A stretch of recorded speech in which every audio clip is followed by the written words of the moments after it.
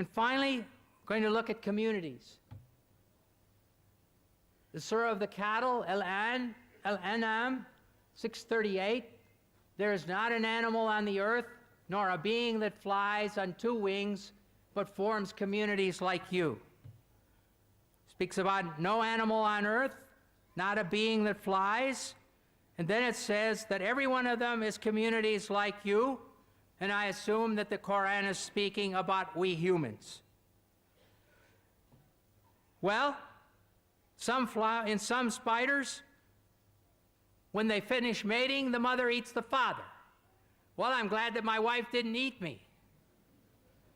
Even in bees, the extra male drones are thrown out to die.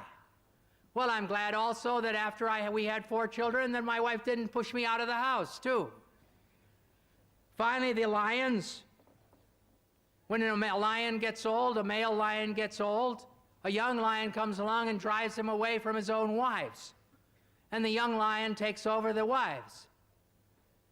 But what he does with the cubs of the old lion, he kills them all. So I do not think that this sentence is true. All of the communities and all of the animals do not live in communities like us.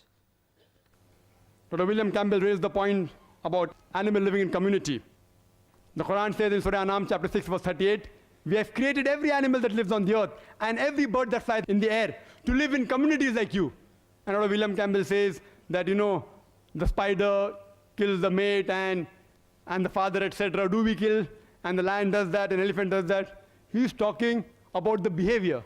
The Quran is not referring to behavior. If Dr. William Campbell cannot understand the Quran, that does not mean Quran is wrong. The Quran says they live in communities, talking about the animals and the birds live in groups, in societies, like the human beings. It's not talking about behavior.